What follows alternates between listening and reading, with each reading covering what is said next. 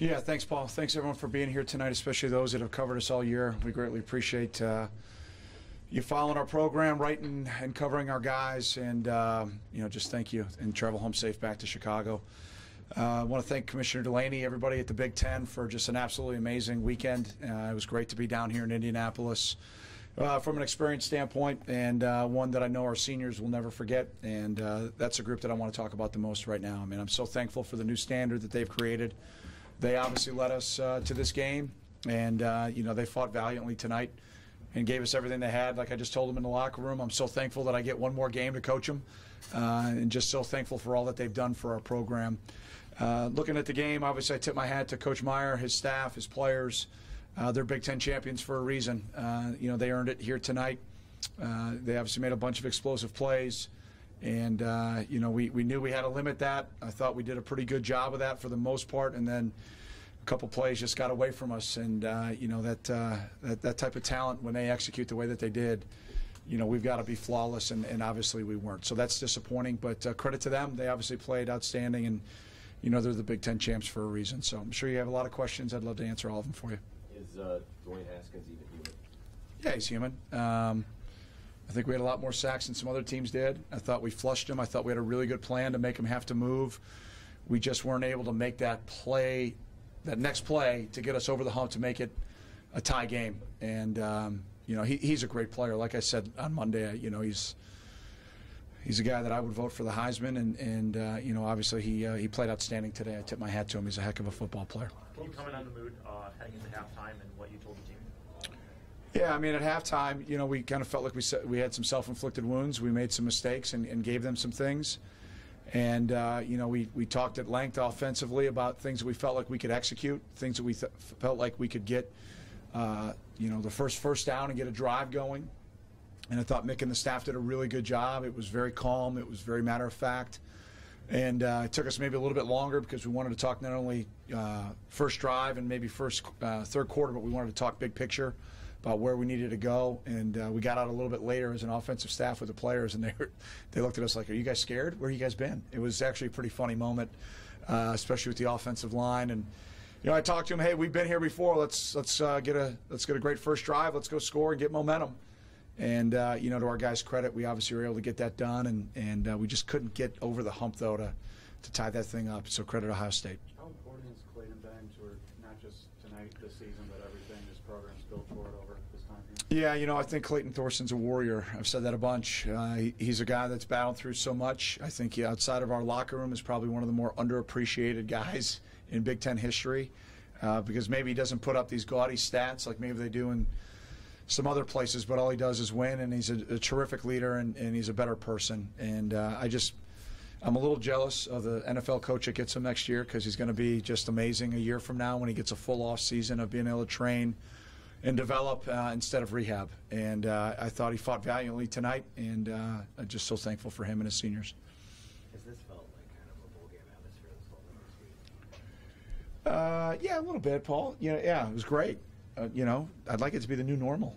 I look forward to hopefully being here every December. This is, from the maturation of our program, this was the next step. I got asked a little bit during the week, how are you going to avoid just being happy to be here?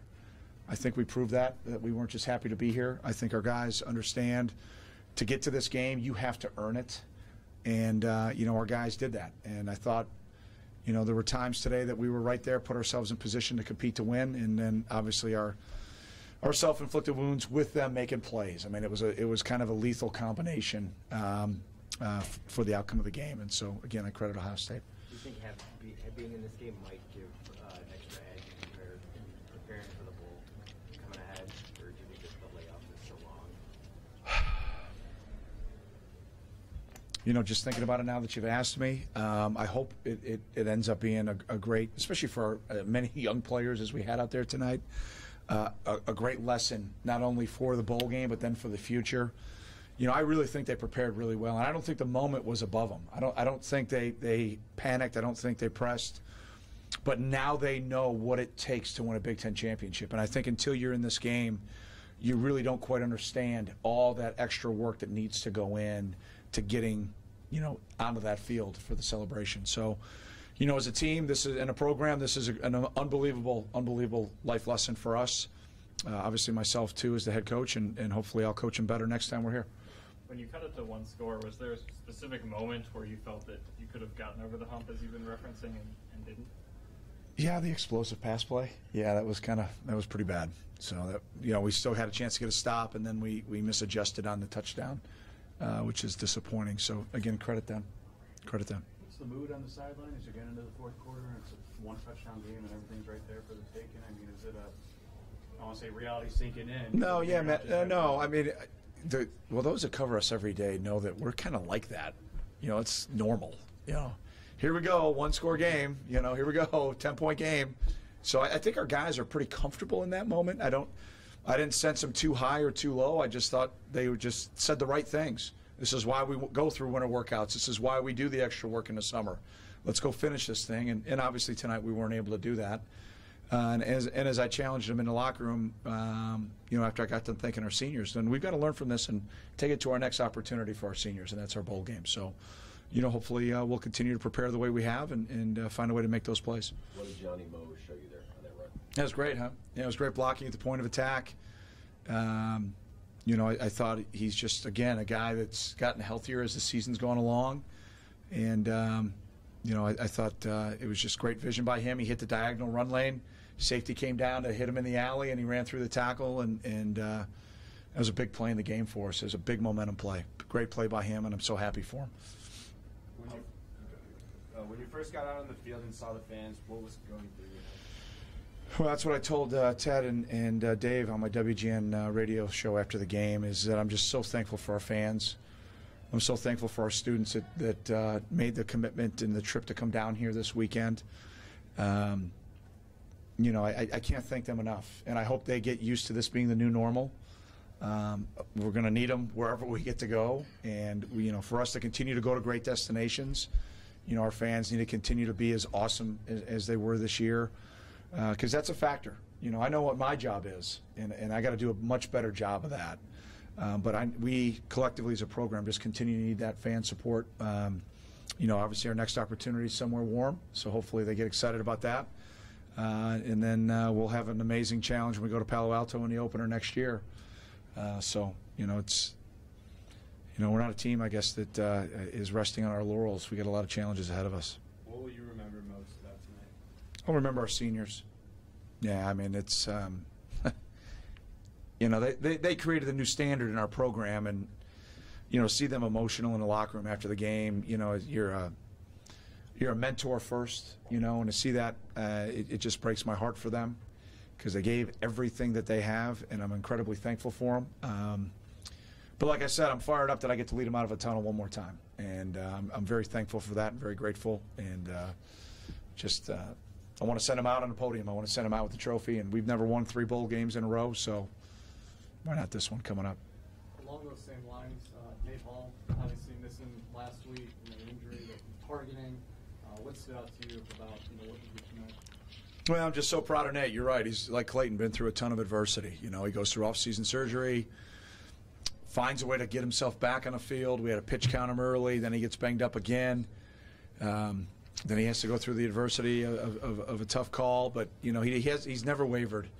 And just so proud of him. And again, just really thankful for his family.